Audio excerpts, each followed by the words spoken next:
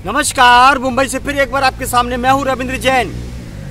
जिस भारत में नेताओं की मनमानी, गुंडागिर्दी और वसूली चालू हो चुकी है, उस भारत का भविष्य क्या होगा ये तो आप समझ सकते हैं।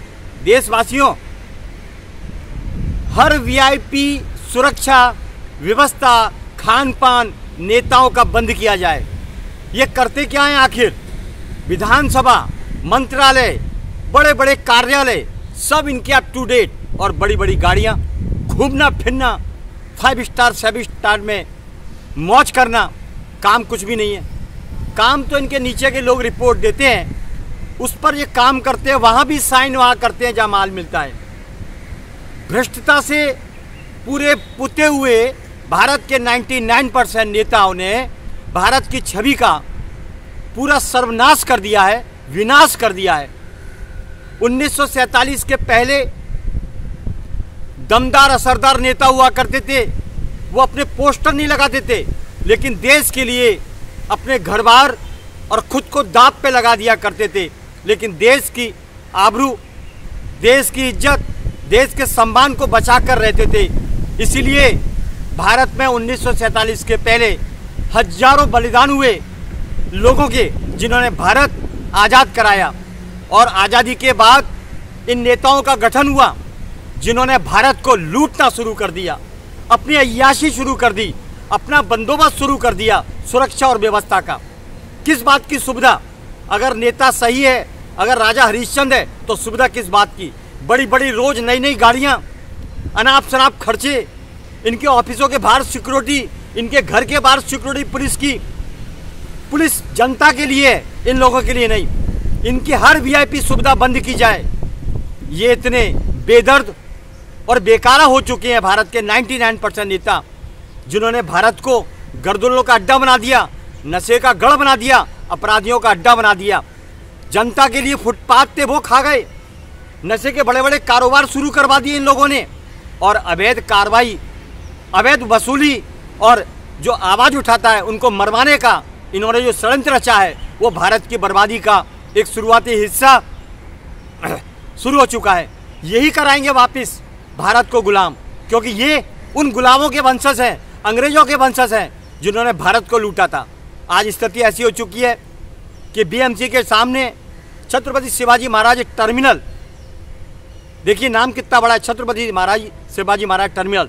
वहाँ फेरी वालों के कब्जे, कोर्ट के आदेश को नहीं माना जाता है। कोर्ट आदेश देती है, कुछ दिन ठीक रहते हैं, फिर वापस से बैठा दिए जाते हैं। ये कौन करता है? शासन प्रशासन में ऐसे गद्दार बैठे हुए हैं, चंद टुकड़ों पर उनका घर चलता है, उन बेईमानों का घर चलता है। वो ऐसी गंदी हरकत करते हैं। पूरे छत्रपति शिवाजी महाराज टर्मिनल जो अंदर जाने के रास्ते हैं, वहाँ जगह जगह गड्ढे हैं, कोई सुविधा नहीं, और ऊपर से फेरी वालों को बेच दिया, बैठा दिया। और मजे की बात तो ये देखिए, पूरे बंबई को इन नेताओं ने अपने पोस्टरों के जरिए खराब कर दिया है। इनके थोबड़े देखने लायक हैं। ये गुंडे तत्व के लोग इनके पोस्टर लगाते हैं अपने थोबड़ों के साथ। पोस्टर मुक्त होना चाहिए बंबई। क्या जरूरत है? इनका काम बोलेगा, इनके थोबड़ों से कुछ नहीं होगा। माननीय सर्वोच्च न्यायालय जी और मुंबई उच्च न्यायालय जी, कुछ बंबई के नेता, महाराष्ट्र के नेता अपनी राजनीति चमकाने के लिए ऐसा घिनौना कृत्य करते हैं और बाद में बात करते हैं मी शिवाजी महाराज का। ये महाराष्ट्र है।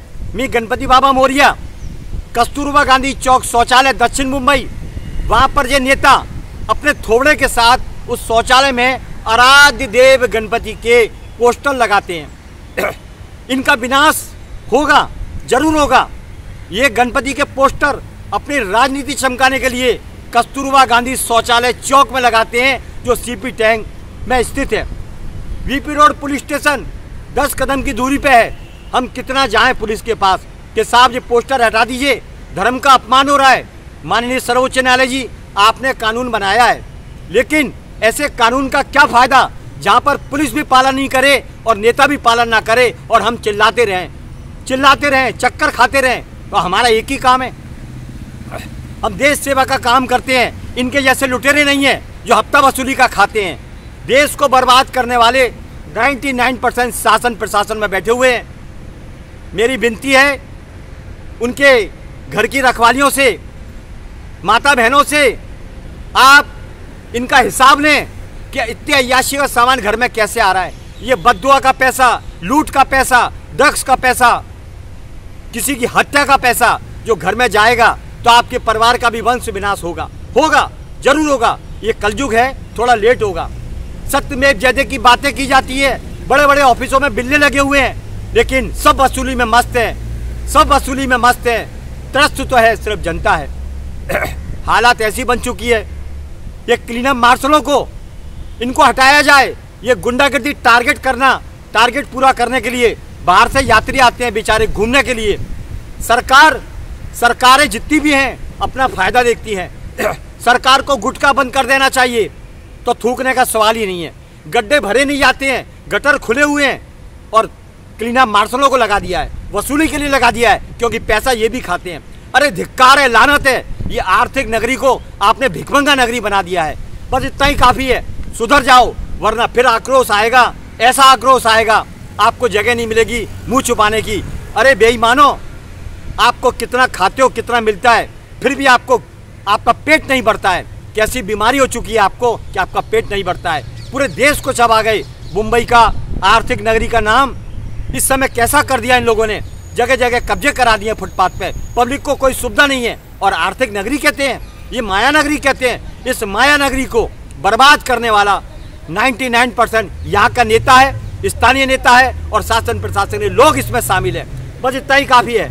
माननीय सर्वोच्च न्यायालय जी, महाराष्ट्र बचाइए। जय हिंद।